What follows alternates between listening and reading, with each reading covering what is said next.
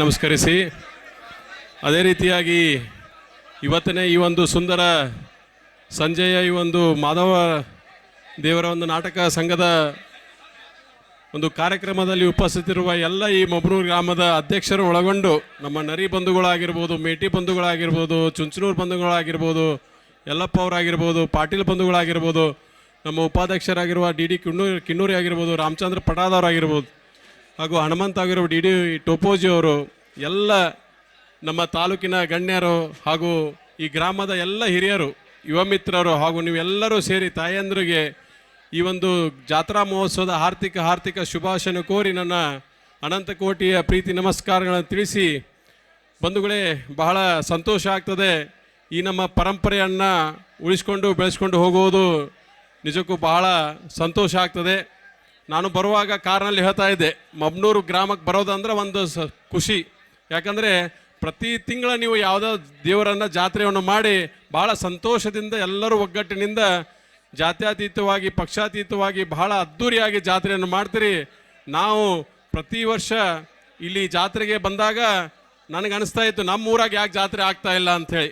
ಆ ಒಂದು ಮಬ್ನೂರು ಗ್ರಾಮದ ಒಂದು ಮಾದರಿಯಲ್ಲಿ ಇವತ್ತು 45 ವರ್ಷದ ನಂತರ ನಮ್ಮ ಸೌದತ್ತಿಯಲ್ಲಿ ಗ್ರಾಮ ದೇವರ ಜಾತ್ರೆ ಆಗ್ತಾ ಇದೆ ಅಂದರೆ ನಿಮ್ಮೆಲ್ಲರ ಪ್ರೇರಣೆಯಿಂದ ಇವತ್ತು ಸೌದತ್ತಿಯಲ್ಲಿ ಜಾತ್ರೆ ಆಗ್ತಾ ಇದೆ ಅಂತ ಈ ಸಂದರ್ಭದಲ್ಲಿ ಅತ್ಯಂತ ಹೆಮ್ಮೆಯಿಂದ ಹೇಳಿ, ಯಾಕಂದರೆ ಇವತ್ತು ಬಹಳ ವರ್ಷದ ಹಿಂದಿನ ಆಗಿರುವಂಥ ಈ ಒಂದು ಮಹಾಭಾರತ ಘಟನೆಯನ್ನು ಇಲ್ಲಿ ಪ್ರದರ್ಶಿಸಿದ್ದಾರೆ. ಅದರ ಒಂದು ಮಾತಂದರೆ ಅಧರ್ಮವನ್ನು ಅಳಿಸುವುದರ ಧರ್ಮದ ಜಯ ಅಂತ ಈ ಸಂದರ್ಭದಲ್ಲಿ ಹೇಳುತ್ತಾ, ಯಾಕಂದರೆ ಅರ್ಜುನಗೆ ಒಂದು ಕೃಷ್ಣನ ಒಂದು ಮಾತು ಹೇಳ್ತಾನೆ, ಒಂದು ರಣರಂಗದಲ್ಲಿ ಅರ್ಜುನನ ಒಂದು ಹೋರಾಟ ಬಹಳ ಕುಗ್ಗಿ ಹೋಗ್ತಾನೆ. ಯಾಕಂದರೆ ನಾ ಯಾರ ಜೊತೆ ಯುದ್ಧ ಮಾಡ್ತಿದ್ದೀನಿ, ನನ್ನ ಸ್ವಂತ ಅಣ್ಣ ತಮ್ಮರ ಜೊತೆ ನಾ ಯುದ್ಧ ಮಾಡ್ತಿದ್ದೀನಿ ಅಂತ ಒಂದು ಕೊರಗಿದನಿಂದ ಹೇಳಿದಾಗ ಆಗ ಕೃಷ್ಣನ ಉಪದೇಶ ಏನಂದರೆ ಅದೇ ಭಗವದ್ಗೀತಾ. ಆ ಉಪದೇಶವೇ ಇವತ್ತು ನಮಗೆ ಇಡೀ ಭಾರತಕ್ಕೆ ಕೊಡುಗೆಯಾಗಿ ಕೊಟ್ಟಂಥ ಒಂದು ಪುಸ್ತಕ ಯಾವುದಾದ್ರೂ ಅದು ಶ್ರೇಷ್ಠ ಗ್ರಂಥ ಯಾವುದಾದ್ರೂ ಅದು ಭಗವದ್ಗೀತಾ. ಆ ಭಗವದ್ಗೀತೆಯಿಂದ ನಮ್ಮ ಜೀವನವನ್ನು ನಿಜಕ್ಕೂ ಪಾವನಗೊಳಿಸುವಂತಹ ಯಾವುದಾದ್ರೂ ಒಂದು ಪುಸ್ತಕ ಇದ್ದರೆ ಅದು ಭಗವದ್ಗೀತಾ. ಈ ಒಂದು ಅತ್ಯಂತ ಸಾವಿರಾರು ವರ್ಷಗಳ ಹಿಂದೆ ಆಗಿರುವಂಥ ಈ ಮಹಾಭಾರತವನ್ನು ಇಲ್ಲಿ ಮಬ್ನೂರು ಗ್ರಾಮದಲ್ಲಿ ಒಂದು ಪೌರಾಣಿಕ ನಾಟಕವಾಗಿ ಪ್ರದರ್ಶಿಸಿದರೆ ಬಹಳ ಹೆಮ್ಮೆಯ ವಿಷಯ.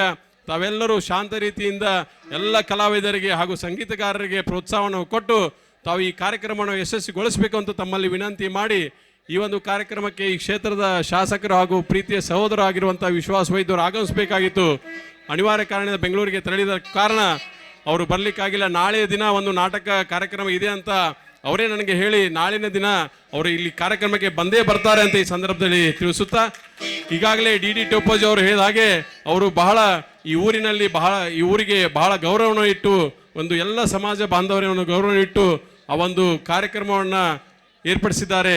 ನಿಜಕ್ಕೂ ನಿಮ್ಮೆಲ್ಲರ ಆಶೀರ್ವಾದ, ತಾಯಿಯ ಆಶೀರ್ವಾದದಿಂದ ಬಹಳ ಅತ್ಯಂತ ಹೆಮ್ಮೆಯಿಂದ ಒಂದು ಖುಷಿಯಿಂದ ಅವರು ಸೌದತ್ತಿಯ ಶಹರನ್ನು ಅಭಿವೃದ್ಧಿಗೊಳಿಸ್ತಿದ್ದಾರೆ. ಇದೇ ರೀತಿ ನಿಮ್ಮ ಸಹಾಯ ಸಹಕಾರ ನಿಮ್ಮೆಲ್ಲರ ಆಶೀರ್ವಾದ ಅವ್ರ ಮೇಲೆ ಇರಲಿ ಅಂತ, ಸದಾಕಾಲ ಇರಲಿ ಅಂತ ತಮಗೆ ಮತ್ತೊಮ್ಮೆ ನಾನು ವೈಯಕ್ತಿಕವಾಗಿ ವಿನಂತಿಯನ್ನು ಮಾಡಿ ಈ ಕಾರ್ಯಕ್ರಮಕ್ಕೆ ಕರೆಸಿ ಮಾತಾಡೋ ಅವಕಾಶ ಕೊಟ್ಟಂಥ ಎಲ್ಲ ಮಬ್ನೂರು ಗ್ರಾಮದ ಗುರು ಹಿರಿಯರಿಗೆ ಹಾಗೂ ಯುವ ಮಿತ್ರರಿಗೆ, ತಾಯಂದರಿಗೆ ವಂದಿಸಿ ನಾನು 2 ಮಾತು ಮುಗಿಸ್ತೇನೆ. ಜೈ ಹಿಂದ್, ಜೈ ಭಾರತ್. ನಮಸ್ತೆ.